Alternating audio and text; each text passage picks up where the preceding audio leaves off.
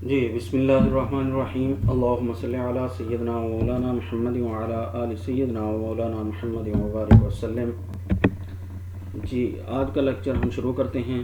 پچھلے لیکچر میں ہم نے جملہ، اس کی اقسام، پھر فعل لازم اور فعل متعدی کے بارے میں ہم نے ڈیفینیشنز وغیرہ پڑھ لی تھی، مکمل تفصیل پڑھ لی تھی۔ آج ہم اس سے آگے چلتے ہیں۔ آپ کے بک کا پیج آپ بک سے دیکھیں۔ فعل لازم اور فعل متعدی میں نے آپ کو اچھے طریقے سے سمجھا دیا تھا کہ فعل لازم وہ ہے جس کے لیے آبجیکٹ کی ضرورت نہیں ہوتی، وہ جسٹ سبجیکٹ کے اوپر ہی وہ فعل مکمل ہو جاتا ہے، اس کے لیے آبجیکٹ کی ضرورت نہیں پڑتی، ایسے فعل کو فعل لازم کہا جاتا ہے۔ لیکن اگر کہیں آبجیکٹ کی بھی ضرورت پڑے تو وہ فعل متعدی ہوتا ہے۔ متعدی کا معنی تجاوز کر جانا، یعنی جو محض سبجیکٹ پر تام نہ ہوتا ہو بلکہ آبجیکٹ کی طرف بھی تجاوز کر جائے، سبجیکٹ سے نکل کر جو آبجیکٹ کی طرف جائے، ایسے فعل کو فعل متعدی کہتے ہیں۔ ذرا آپ بک پہ دیکھیں، ایسی چیز کو آپ بک میں آپ کنسیڈر کریں گے اچھی طرح سے۔ یہ دیکھیں آپ کی بک کے اندر انہوں نے یہ یہاں سے شروع کیا کہ بعض فعل ایسے ہوتے ہیں کہ فعل اور فاعل کے ذکر سے بات پوری نہیں ہوتی، جیسے فہم التلمیذ۔ اب طالب علم سمجھ گیا، سوال یہ پیدا ہوتا ہے کہ طالب علم کیا سمجھ گیا۔ اب دوسرے لفظوں میں یوں کہیے کہ فہمہ کے لیے فاعل کے علاوہ مفعول کی بھی ضرورت ہوتی ہے، تو انہوں نے فعل لازمی کو یہاں پر ذکر نہیں کیا، انہوں نے محض فعل متعدی کو ذکر کر دیا۔ تو میں نے آپ کو تفصیل سے بتا دیا کہ فعل متعدی کے ساتھ ساتھ فعل لازمی بھی ہے، اگر مفعول کی ضرورت نہ ہو تو وہ فعل لازم ہے، اگر مفعول کی ضرورت ہو تو وہ فعل متعدی ہے۔ انہوں نے جس بات کا تذکرہ کیا وہ محض فعل متعدی ہے کہ مفعول کا اضافہ کر کے بات پوری ہو جائے گی، جیسے کہ فہم التلمیذ الدرس، کہ تلمیذ کس چیز کو سمجھ گیا؟ وہ سبق کو سمجھ گیا۔ اب یہاں پر آپ دیکھیں کہ اس طرح کی اور مثالیں انہوں نے دی ہیں کہ طلب الفقیر المال، کہ فقیر نے مال طلب کیا، مال مانگا۔ اب یہاں پر دیکھیں المال یہ مفعول ہے، اگر صرف کہا جائے طلب الفقیر، فقیر نے طلب کیا تو سوال پیدا ہوگا بھائی کیا طلب کیا، تو جواب آیا المال۔ تو جہاں پر بھی فعل اور فاعل آگے کسی سوال کو جنم دیتے ہوں تو یہ سمجھ لینا چاہیے کہ یہ فعل متعدی ہے، فعل لازمی نہیں ہے۔ لیکن اگر فعل اور فاعل مل کر آگے کسی سوال کو جنم نہ دیں تو پھر وہ فعل لازمی ہوگا۔ جیسے میں نے آپ کو اگزامپل دی تھی کہ وہ کھڑا ہوا، اب یہاں پر آگے مزید کوئی کویسچن ذہن میں نہیں آتا، بھئی کھڑا ہوا ہو گیا ٹھیک ہے، تو لہٰذا ہر وہ فعل جس کے بعد آگے کوئی کویسچن آ جائے، کوئی کویسچن مارک آ جائے، تو وہ سمجھ لینا چاہیے کہ یہ فعل متعدی ہے۔ جیسے شرب الولد الماء، بچے نے پانی پیا، لڑکے نے پانی پیا۔ اب یہاں پر دیکھیں شرب الولد کہا جائے تو آگے بات سمجھ نہیں آتی، بھئی بچے نے پیا، کیا پیا؟ دودھ پیا، جوس پیا، کیا پیا؟ تو الماء نے اس سوال کا جواب دے دیا کہ بھئی اس نے پانی پیا ہے۔ اسی طرح کتب محمد الرسالۃ، اب یہاں پر دیکھیں اگر صرف کہا جائے کہ کتب محمد، محمد نے لکھا، تو سوال پیدا ہوگا کیا لکھا؟ کوئی مضمون لکھا ہے، کوئی پیراگراف لکھا ہے، کوئی پوئم لکھی ہے، کیا لکھا ہے؟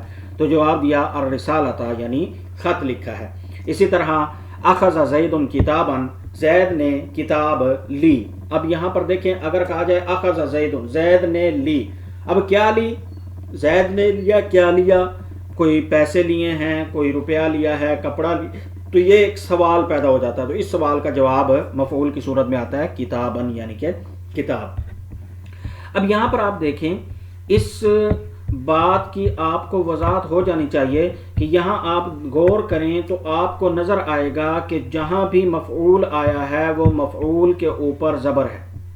یہ دیکھیں المال، یہاں پر اس کے اوپر زبر ہے، الماء یہاں پر اس کے اوپر زبر ہے، کتابن زبر ہے، اسی طرح رسالتن زبر ہے۔ اب یہاں سے ایک اصول واضح ہو گیا کہ مفعول جب بھی آئے گا وہ ہمیشہ منصوب ہوگا، مفعول جب بھی آئے گا وہ ہمیشہ منصوب ہوگا، یعنی اس کے اوپر زبر ہوگی، چاہے ایک زبر ہو چاہے دو زبر ہوں، اس کے اوپر ہمیشہ زبر ہوگی. مفعول جب بھی آئے گا اس کے اوپر ہمیشہ زبر ہوگی. تو لہٰذا جب ہم دیکھیں گے کہ اگر مفعول محض اسم کی صورت میں ہے، اگر مفعول محض اسم کی صورت میں ہے تو اس صورت میں اس مفعول کے اوپر ہمیشہ زبر ہوگی. یہ بات ذہن میں رکھیں، میں قید لگا رہا ہوں کہ محض اسم کی صورت میں. اگر مفعول محض اسم کی صورت میں ہو تو اس صورت میں اس کے اوپر ہمیشہ زبر ہوگی. تو یہی انہوں نے آگے اصول بیان کر دیا کہ اگر ان مثالوں سے واضح ہو گیا کہ مفعول ہمیشہ منصوب ہوتا ہے، یعنی اس کے آخر پر زبر یا دو زبر ہوتی ہیں. اب یہ بات ذہن میں رکھیں، یہ جو اصول ہے یہ محض اس صورت میں ہے کہ جب مفعول صرف اسم ہو، لیکن اگر مفعول کوئی جملہ بن رہا ہو یا اگر مفعول جار مجرور مل کر بن رہا ہو. آپ پڑھ چکے ہیں جار مجرور کی بحث میں، حروف جارہ بھی آپ پڑھ چکے ہیں.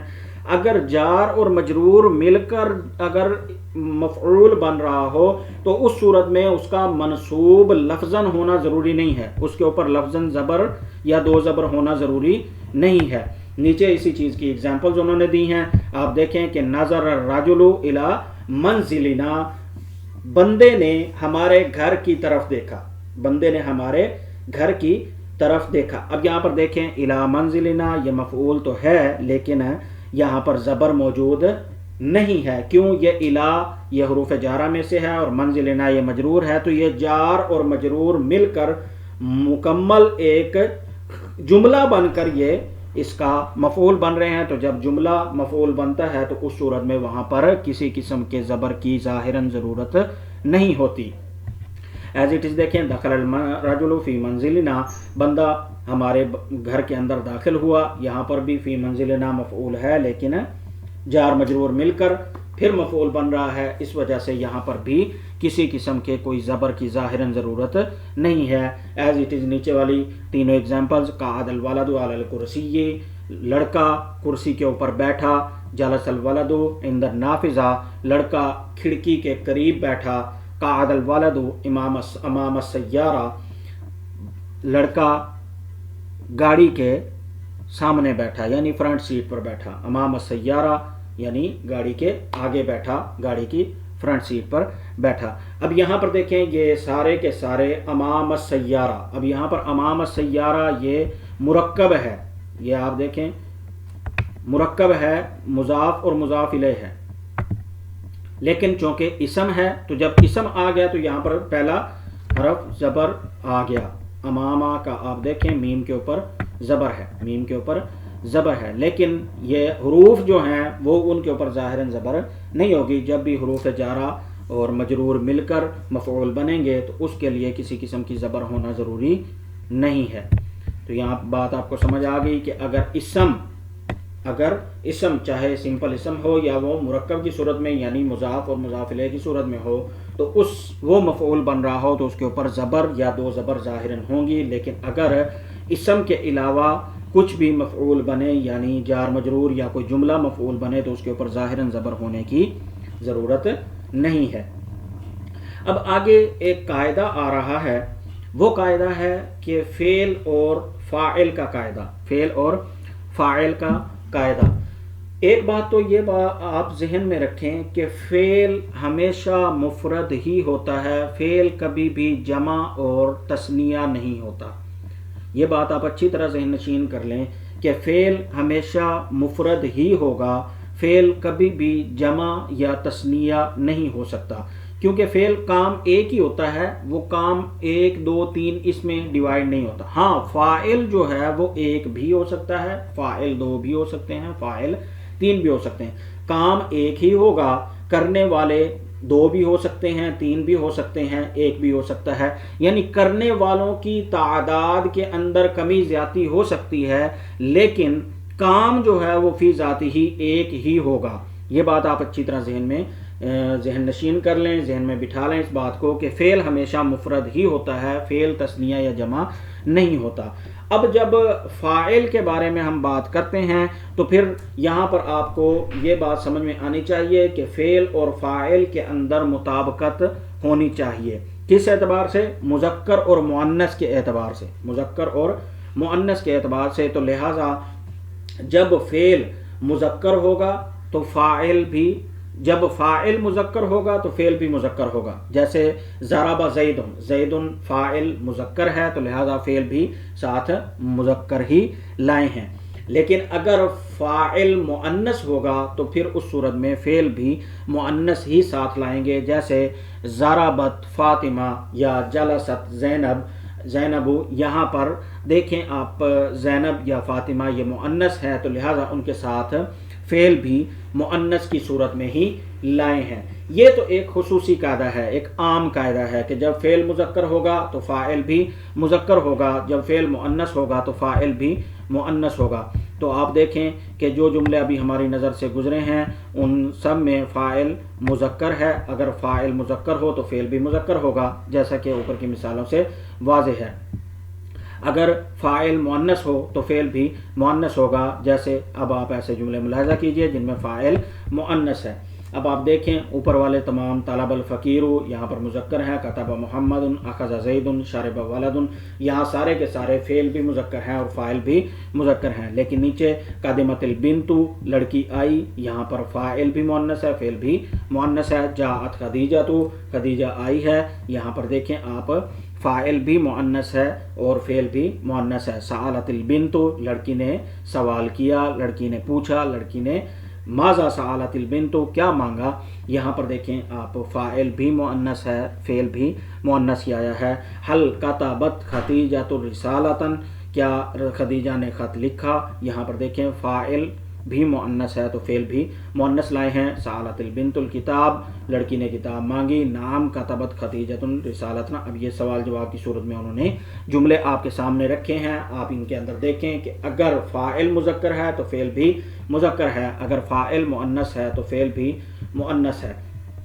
यहाँ तक तो ये बात थी एक उमूमी कायदे की, अगर फ़ाइल मुज़क्कर होगा तो वो फ़ेल भी मुज़क्कर होगा और फ़ाइल मुअन्नस होगा तो फ़ेल भी मुअन्नस होगा। ये तो उमूमी कायदा होगा। लेकिन आपको जब मैंने पीछे जमा का कायदा पढ़ाया था तो जमा के अंदर मैंने आपको एक बात मज़ीद ये भी पढ़ाई थी, आपको एक बात मज़ीद ये भी बताई थी कि जमा के अंदर जब हमने पढ़ा था तो मैंने आपको बताया था कि जमा मुज़क्कर सालिम के अलावा जमा अगर जमा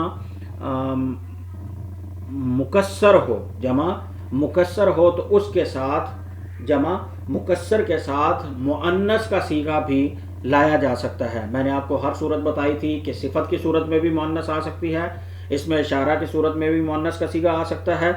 एज इट इज़ मैंने उसको वक़्त आपको बताया था कि उसकी ख़बर भी मुअन्नस की सूरत में आ सकती है और उसके लिए फ़ेल भी मुअन्नस का सीगा आ सकता है। तो लिहाजा फ़ेल और फ़ाइल का कायदा ये आपको यहाँ पर उन्होंने बता दिया कि जहाँ पर फ़ेल मुज़क्कर होगा वहाँ पर फ़ाइल भी फ़ाइल मुज़क्कर होगा तो फ़ेल भी मुज़क्कर होगा, फ़ाइल मुअन्नस होगा तो फ़ेल भी मुअन्नस होगा। अब यहाँ पर आप देखें मैंने आपको बताया था तानीस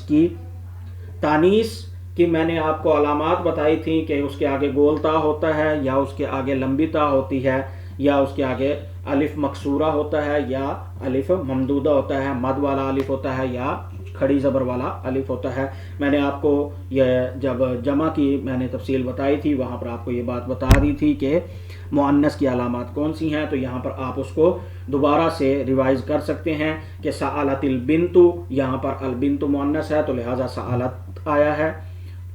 इसी तरह फ़ाहिमत तिलमीज़ दरसा, तिलमीज़तुद दरसा, यहाँ देखें आप बोलता है तो लिहाजा फ़ाहिमत आया है। अख़ज़तिल बिन्तुल कलामा, यहाँ देखें आप अख़ज़तिल बिन्तुल कलामा, अल बिन्त के साथ मुअन्नस है। इसी तरह फ़तहत शाज़ियतुल बाबा, शाज़िया ने दरवाज़ा खोला। अब यहाँ पर भी आप देखें शाज़ियत उनके आगे बोलता है तो लिहाजा यहाँ पर मुअन्नस का सीगा है। अरफ़तिल मुसाफ़िरतुत तरीक़ा, मुसाफिरा ने रास्ते को पहचान लिया। अब देखें यहाँ पर भी मुसाफिरा के आखिर में गोलता है तो ये मुअन्नस है, लिहाजा फ़ेल भी मुअन्नस आया। तरकतिल खादिमतुल अमला, अब यहाँ पर देखें खादिमा के आगे गोलता है तो लिहाजा यहाँ पर भी मुअन्नस का सीगा आया कि खादिमा ने काम करना छोड़ दिया है। क़दमतिल बिन्तु इलल मदरसा, ज़हबतिल बिन्तु इलल मदरसा, फ़तहत फ़हमीदतुल अल किताबा, दखलत फ़ातिमतुल अल हदीक़ा, حدیقہ باغ کو کہتے ہیں, باغیچے کو کہتے ہیں. خرجت عقیلۃ من المنزل, عقیلہ گھر سے نکلی ہے. ضاحکت فہمیدہ, فہمیدہ ہنسی. اب دیکھیں یہ فعل لازمی ہے, ضاحکت فہمیدہ, فہمیدہ ہنسی, کام اس کا مکمل ہو گیا, اس کا ہنسنے کا کام محض فاعل کے اوپر مکمل ہو گیا, مفعول کی کوئی ضرورت نہیں ہے. شربت البنت الماء, لڑکی نے پانی پیا. اسی طرح قعدت تلمیذۃ عند السبورہ, لڑکی وائٹ بورڈ یا بلیک بورڈ کے سامنے بیٹھی, لڑکی وائٹ بورڈ یا بلیک بورڈ کے سامنے بیٹھی. اب یہاں پر آپ دیکھیں کہ فاعل مؤنث ہے تو فعل بھی مؤنث ہے, فاعل مذکر ہے تو فعل بھی مذکر ہے. تو یہ آپ کو اب قاعدہ سمجھ آ گیا کہ فعل اور فاعل کا, اگر فاعل مؤنث ہو تو فعل بھی مؤنث ہوگا, اگر فاعل مذکر ہو تو فعل بھی مذکر ہوگا. اب یہاں پر ایک بات آپ مزید سمجھ لیں اسی کے اندر کہ اگر آپ دیکھیں یہاں پر سألت البنت الاستاذہ, اب اصل میں صیغہ ہے سألت, جیسے آپ نے پڑھا ضربا, ضربا, ضربو, ضربا, ضربو, ضربت. یہاں پر تائے ساکن ہے, تو جب یہ آپ قاعدہ ذہن میں رکھیں, الساکن اذا حرک بالکسر, جب بھی کسی ساکن کو حرکت دی جاتی ہے تو وہ حرکت ہمیشہ زیر کی ہوتی ہے, کسرہ کی ہوتی ہے. یہ قاعدہ آپ ہمیشہ کے لیے ذہن میں رکھ لیں. الساکن اذا حرک بالکسر, جب ساکن کو حرکت دی جاتی ہے, متحرک کیا جاتا ہے.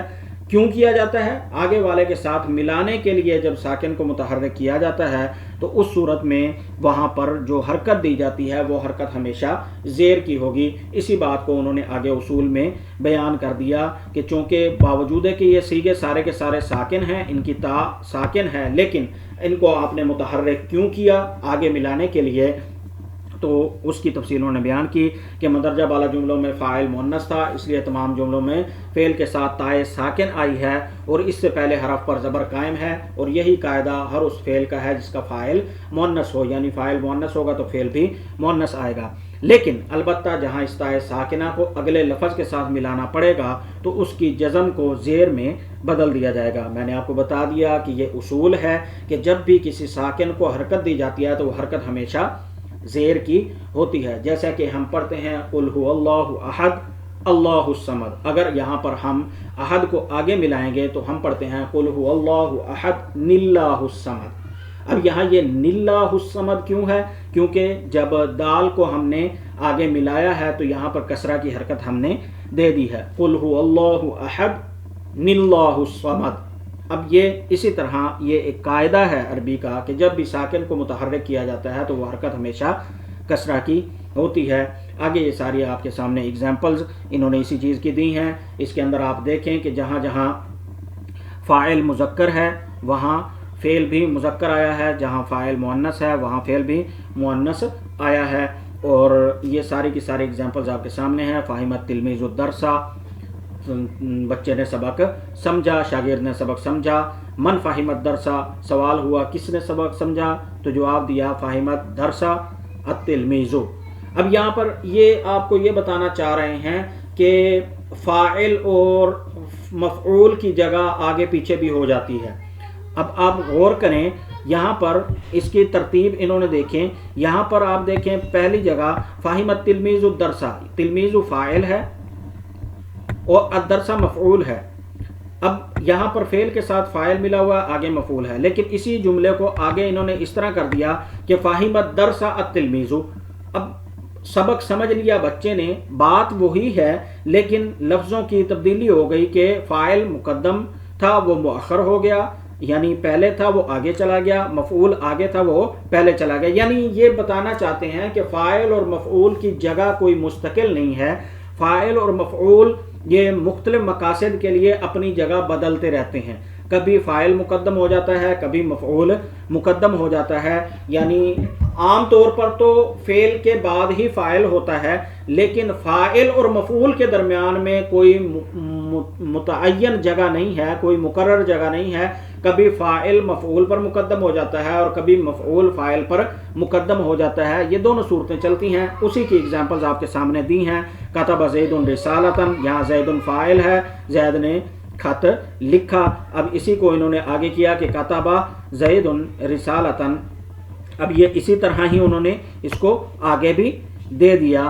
تو لہٰذا یعنی دونوں صورتوں کے اندر درست ہے کہ جس طرح بھی آپ دیکھیں اسی طرح لکھا جا سکتا ہے، کبھی فاعل مقدم کیا جا سکتا ہے اور کبھی فاعل مؤخر کیا جا سکتا ہے. جیسے فتح محمود البابا، محمود نے دروازہ کھولا، اس کو اب آپ دیکھیں فتح الباب البابا محمود، اب دروازہ کھولا محمود نے. تو فاعل اور مفعول ایک دوسرے کے ساتھ جگہ تبدیل کرتے رہتے ہیں مختلف مقاصد کے لیے، اس سے جملے کے اوپر کسی قسم کا کوئی فرق نہیں پڑتا. آئی ہوپ یہ بات آپ کو اچھی طرح سمجھ آ گئی ہوگی. اس کی مزید تفصیل آگے والے لیسن میں ہم پڑھ لیں گے. فی الحال آپ یہیں تک کہ فعل اور فاعل کا قاعدہ میں نے آپ کو بیان کر دیا کہ اگر فاعل مذکر ہو تو فعل بھی مذکر ہوگا، اگر فاعل مؤنث ہو تو فعل بھی مؤنث ہوگا. پھر اگر جملہ فعل متعدی والا ہو یعنی اس کے اندر مفعول بھی موجود ہو تو پھر فاعل اور فعل کے اندر کسی قسم کی کوئی منافات نہیں ہے. کبھی فاعل مقدم ہوگا مفعول پر، کبھی مفعول فاعل پر مقدم ہوگا، یعنی کبھی فاعل پہلے آ جائے گا مفعول بعد میں ہوگا، کبھی مفعول پہلے آ جائے گا فاعل بعد میں ہوگا. لیکن یہ بات ذہن میں رکھیں کہ فعل کبھی بھی مؤخر نہیں ہوگا، یعنی مفعول تو فعل سے پہلے آ سکتا ہے لیکن فاعل جو ہے، یہ بات ذہن میں رکھیں کہ فاعل ہمیشہ فعل کے بعد ہی ہوگا اگر وہ اس میں ظاہر کی صورت میں ہو. اگر وہ اس میں ظاہر کی صورت میں ہے اور وہ فاعل ہے تو وہ ہمیشہ فعل کے بعد ہی ہوگا. اگر وہ فاعل نہ ہو تو پھر جملہ اسمیہ بن جائے گا. اگر مقدم اسم آئے گا تو وہ جملہ اسمیہ بن جائے گا. میں نے آپ کو بتا دیا تھا کہ فعل کے ساتھ فاعل ہمیشہ اسم ہی ہوتا ہے، تو لہٰذا آپ پڑھ چکے ہیں جملہ اسمیہ کا پہلا جز اسم ہوتا ہے. اگر فاعل کو فعل کے اوپر مقدم کریں گے تو وہ جملہ فعلیہ نہیں رہے گا بلکہ جملہ اسمیہ بن جائے گا. اس کو آپ مزید اس کی مشق دیکھیں، آپ اس کو اچھی طرح سمجھیں. اللہ تعالیٰ آپ کے علم میں اضافہ فرمائے. سبحانک اللہم و بحمدک، اشہد ان لا الہ الا انت، استغفرک و اتوب الیک.